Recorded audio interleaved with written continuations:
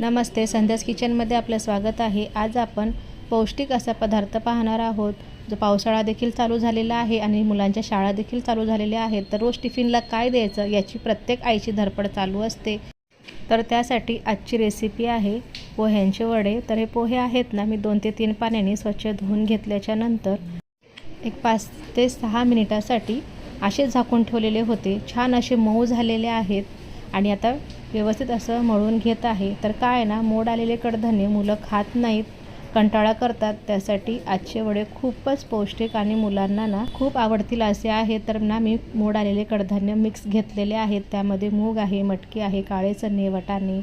तर तुम्ही तुमच्या आवडीनुसार मोड आलेले कडधान्य घेऊ शकता। तर 2 हिरव्या मिरच्या, अर्धा इंच आलं तुकडे करून, कढीपत्त्याची पानं आणि कोथिंबीर घालून छान असं वाटण तयार करून घेतलेलं आहे। दरदरीत वाटून घेतलेलं आहे, अगदी जाड देखील नाही आणि अगदी बारीक देखील वाटलेलं नाही। तर हे वाटण मिक्स करून घेऊन त्यावर कोथिंबीर, बारीक कापलेला कांदा, मीठ, लाल तिखट, पांढरे तीळ, हळद, काळे तीळ, मिरीपूड, जिरा पावडर आणि गरम मसाला घालून छान एकजीव करून घेणार आहे। तर तुम्ही यामध्ये ना हिंग देखील घाला। हिंग घातलेला हा व्हिडिओ माझ्याकडनं स्किप झालेला आहे। तर यामध्ये तुम्ही आणखीन तुमच्या आवडीप्रमाणे व्हेजिटेबल्स देखील घालू शकता। किसून गाजर घाला, शिमला मिरची घाला, मका देखील वाटून घालू शकता। खूपच अप्रतिम टेस्ट तयार होते। तर सर्व साहित्य मी एकजीव करून घेतलेलं आहे।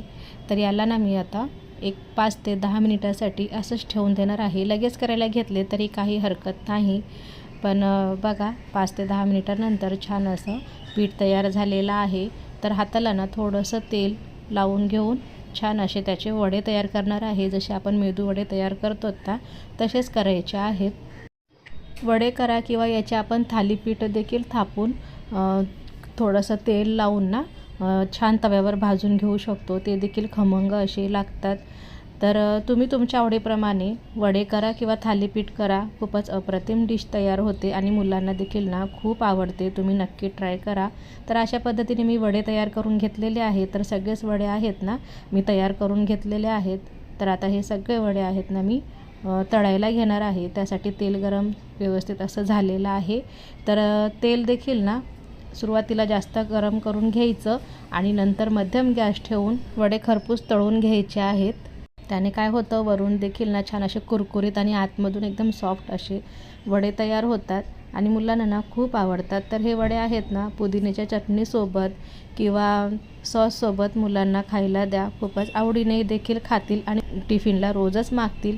अशा पद्धतीने तुम्ही नक्की करून द्या। तर काय ना, मुलं टिफिनला कडधान्य पसंत करत नाहीत खाण्यासाठी, तर त्यांना अशा पद्धतीने काही बनवून दिलं ना तर फार आवडीने देखील खातात। मुलांना यापासून कॅल्शियम, प्रोटीन भरपूर असं मिळतं।